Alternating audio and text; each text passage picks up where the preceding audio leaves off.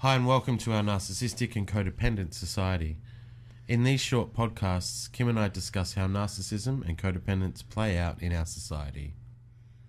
Instead of financial debt, Steve and I hope to create a wider conversation around the subject of emotional debt.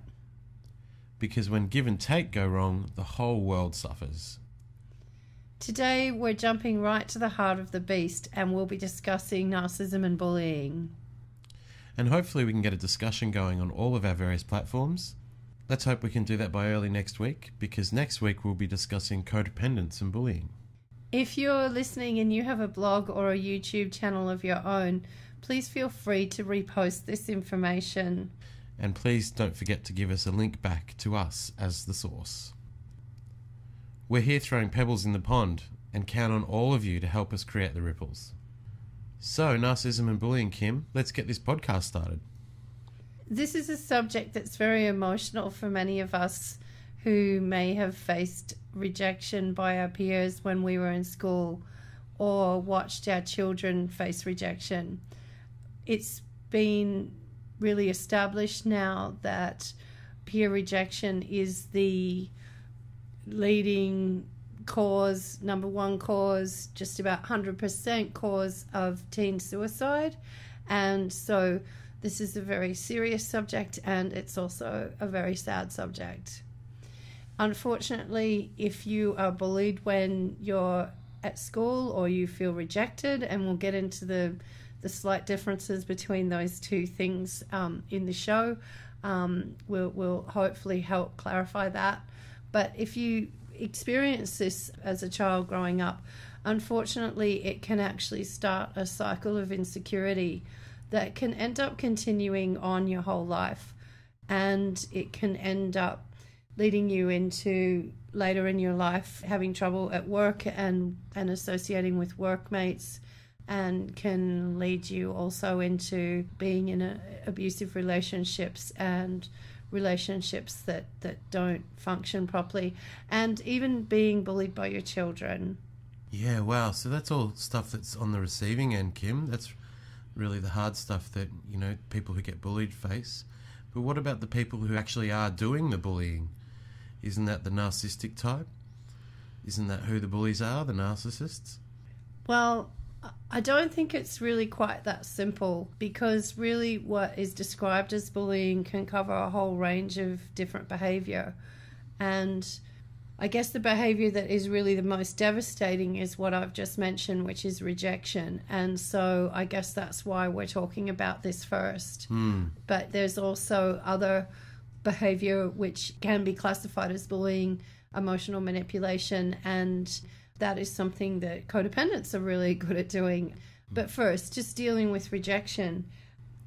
Rejection is a tricky one because, you know, where does rejection start and end, and where does bullying start and end? And hopefully we can get into that, and we can help sort of get everyone feeling a little bit clearer about that by the end of this show. Because, you know, it's not our responsibility to befriend every single person on the planet. That isn't our responsibility. And I think it's easier for people to actually say, you know, I was bullied as a child, or I've been bullied by my workmates, or I'm bullied by my partner. I think it's easier to say that than to actually say the truth of what we might be feeling, which is that we've been rejected by them. And so, if nothing else, I hope that we can sort of make that a little bit clearer. What is rejection and what is bullying, and how do we deal with these things? But really, rejection is something that we're hardwired to fear as humans, because being rejected from the community that you live in, I guess in primitive societies, would have really amounted to death, and I guess maybe one of the worst imaginable kinds of death. Yeah, rejection leads to sort of ostracization, which is, you know, being left to fend for yourself until you kind of starve or be left to be devoured by a wild animal or something. So deep down, we're probably really, really frightened of being ostracized or rejected from the crowd. Yeah. Yeah, there's a genuine fear there. And I guess even worse in knowing that no one was prepared to reach out and offer a welcoming hand to save you. So I guess really this uncaring narcissistic tendency to reject a person that the crowd sees as the misfit and offer little or no compassion for them is something that I blame on narcissistic adults in our school system probably more than I blame on the children. Yeah, that's right, because children need supervising and instructing from adults. Kids really do rely on that. We all know the Lord of the Flies story and how that ended up for the kids.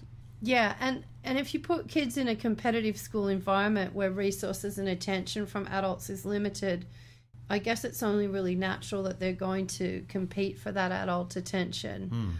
And I guess the kids learn very quickly in that kind of environment to be brutal.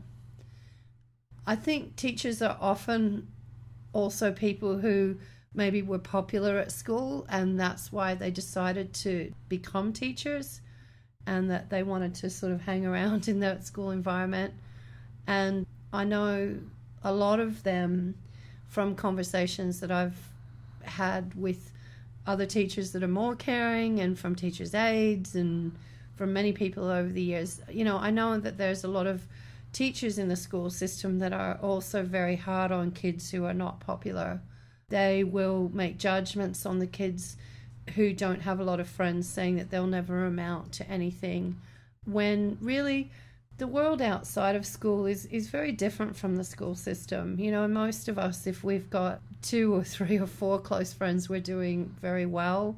And really, statistically, it's the popular kids that actually have a lot of trouble when they leave school because they discover that the world isn't really the stage that they thought it was. And even though they had 1,000 friends on Facebook, that really isn't going to help them cut it when it comes to, you know, surviving in the real world. Yeah, so there's a bit of a bad system going on in our school system, which we don't expect someone to come in and magically fix straight away. But it is very important that we're aware of it, Kim, and that it's very important that the people that are the unfortunate casualties of that bad system get a voice at the end of it, and we get to figure it out. And I think, Kim, I had an experience with our son who was being terribly bullied at school. He didn't have the personal or emotional resources to deal with it, and he was quite young at the time. And I took nearly 2 years. I took 7 school semesters off with him and taught him at home, because he just couldn't cope with the system, and neither could we, quite frankly. We didn't see that there was an easy fix for it, and he just did need those couple of years away from that peer-attached environment to really come to know himself a little bit better. Yeah. And for us to just monitor him, and for him to learn from us as adults. He got to learn. I mean, it was very difficult, I have to admit, teaching him his school lessons, because I'm not a teacher, and I salute the teachers that know how to do that very well. But he actually got to learn a lot about how we run our business and how we run our household, and he got to learn a lot of other skills that the other kids didn't get to learn. But it was a clear case of he was just a casualty of the system, our young son. Well, that was a real credit to you, and my estimation of you went up like 1,000% for you doing that. And even though academically you probably weren't the best teacher in the world, I think, well, I know definitely that he benefited from that in ways that I know made that investment on your part worth your while. Because at the time when we made the decision to take him out of school, the teachers were saying things to us like, how was he going to learn social skills at home? And just very uncaring, very narcissistic attitudes towards the situation that he was in, where he was in a terrible situation. Every single day he was just suffering. He was just a target with nowhere to hide. And there was just no way that we could continue watching that. And we really got a lot of criticism from a lot of people for deciding to homeschool him. We weren't even really set up to homeschool him. We signed up for something in Australia called distance education, and academically he probably really did suffer, you know. Yeah, sure. But at the same time, you know, 2 years later when he went back to school, it was just a completely different story, because he had that vertical attachment with us, because he had spent that time with us and with his brothers and sisters, and we had all really supported him in becoming more socially competent. We used to have things around the table at home where his sister, who was more socially competent with him, would help him figure out ways of dealing with kids who he would say were annoying him when he did go back to school. And, you know, by the time he was in grade 6 in primary school in Australia, he was actually voted school prefect, to the chagrin of a lot of the teachers who had predicted that, you know, nothing would come of him and he was a misfit. And I mean, I'll admit that a lot of the kids who actually voted for him, because it was actually a vote that was by the other kids at the school, and a lot of them were actually the kids in kindergarten to grade 3, not necessarily the kids his own age, because he'd become such a great friend to the younger kids. But, you know, it was still, he decided he was going to do that. He decided he was going to get that, and he went for it and he did it. And now in high school, he's actually facing the opposite problem, I guess, of where he's one of the more popular kids, but he's sort of really feeling that a lot of the kids around him don't have as much empathy as he'd like to see, and he's now making the choice to actually sort of step back from them a little bit and actually hang out with the math geeks. Yeah, and I think, he is. I think it's really important that we talk about this, Kim, because we didn't feel like we had an option with our son, because the system was so stacked against the odds for him. And we did just have to take the plunge and school him at home, which meant I wasn't able to work full-time, which was quite difficult for us. So it really did impact on us. But we really didn't see a way through. But rather than seeing that as a defeat, we really don't look at it that way. We look back on it and think, well, we wish that didn't have to happen. I mean, to be honest, to be frank, don't think it was ideal. But I do think we were smart enough, we had the emotional capability ourselves as parents to understand that there was a no-win situation that we were facing, and that to ignore it, or to at that stage just be narcissistic or codependent, to say, well, we better just go with the crowd and we better just leave him to the law of the jungle, which that playground was for him, would have been a terrible error. Or if we'd wrung our hands and cried and complained and played victim and said there was nothing that we could do about it, it wouldn't have helped him either. That's right. And I you know, even now, he understands that it really wasn't ideal, and there was a bit of stigma about him being taken out of school, but he also really does understand that we protected him, and he really does understand that we will protect him. Anyway, this is just something where we're always suggesting to people to read a book called Hold On to Your Kids by Gordon Neufeld and Gabor Mate. We've recommended that book to so many people over the years. I can't recommend it highly enough. It's a very sad book, but it is really important that we protect our children. It is really important that we take that role of stepping in and not let narcissistic and bully teachers tell us that they need to learn to fend for themselves. That's right. And that there is nothing that can be done about it, and all the various things that they will say.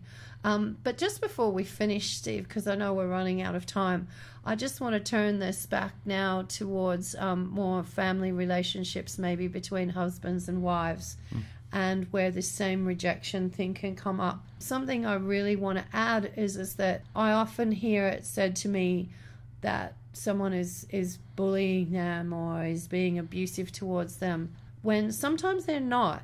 When sometimes, this is what I said at the beginning, I wanted to separate out this thing of what is rejection and what is bullying. Yeah, so what's rejection and what's bullying? So somebody's feeling like their husband, let's just say, is treating them badly. When is it rejection and when is it bullying? Well, if somebody's really honestly trying to talk to you about problems that they have with your behavior, they're doing that when you're in private, they're doing that without calling you names or without blaming you for their own problems too much, and they are really looking for you to acknowledge what they're saying. This isn't always really bullying. I mean, really classic bullying in classic psychology is really quite different than what people actually imagine it to be. The classic bully is not somebody who just comes in and attacks the other person, trying to make them subservient to them. That's a more controlling person or a dominating person. A bully is somebody who provokes the other person, and they provoke the other person to the point where the other person finally loses their temper and gets angry, and then they play victim to that. Really more typical bullying behavior in a relationship is a partner who will carry on some of that bullying that they learned at school, which is they'll just act superior and they'll act better than the other person. I don't have to really pay attention to you. I don't have to really listen to you. I don't have to acknowledge you when you're speaking. I can sort of look down my nose at you. I can roll my eyes at things that you say. This is actually classic bullying, and even though it's really more subtle than what we see when we see the kids sort of saying, give me your lunch money or I'll beat you up, or get back to the kitchen, or I'll smack you. Those things are stereotypes where, okay, sometimes they're real, you know, but much less common than what I'm talking about here, which is just this arrogant attitude of, I'm better than you, I'm more popular than you, I don't really need to pay attention to you, I don't really need to regard what you're saying to me, I really don't need to pay much attention. Or even into the more extreme forms where the bully may be running a double life, so they're extorting money out of whatever organization it is, whether it's a family organization or whether it's a corporate organization or a government organization, that they're running some kind of extortion or corruption. And so then they'll start targeting other people and provoking other people and provoking problems with other people to create sort of a fight where if the other people start losing their temper or acting in any way unbalanced, they can blame the problem on them. You know, and they can use that as a smoke screen, right, for the extortion or for the double life stuff. And again, sometimes that deserves sympathy as well. Credit cards are handed out all too easily these days to people when they're too young, and we can get ourselves into situations where we don't know how to deal with things. And when we've been put through a school system that says, hey, it's dog eat dog out there and the fittest survive, and a lot of us through the school system are really trained that this ruthless attitude towards life is what creates winners. And so really rewards. And so really, until we actually start looking at that narcissism within the school system, within our society itself, it's really going to be hard for this to change at a society level.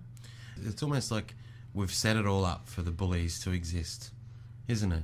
Absolutely. There's not really enough clarity of purpose in why we're teaching children the way we teach them, and how rewards are meted out, or or what kind of rewards are offered, what kind of kids, because some kids like to be left alone as a reward. Yeah. And some kids would like to have more attention put on as a reward.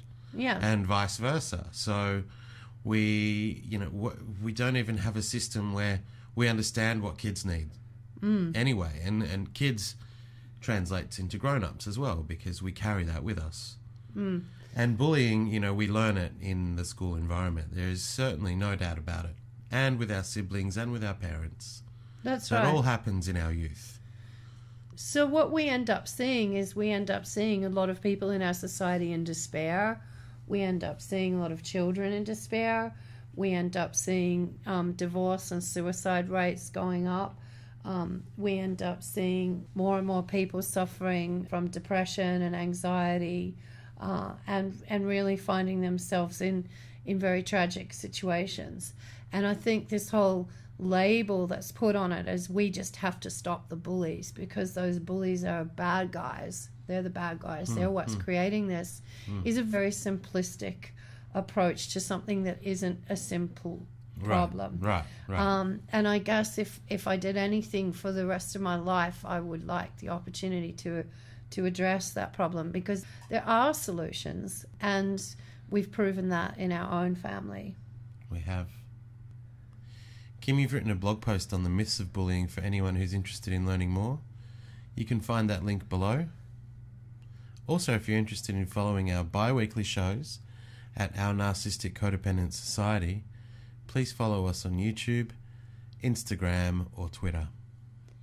Or sign up for our free introductory tutorial at the narcissisticcodependenmarriage.com.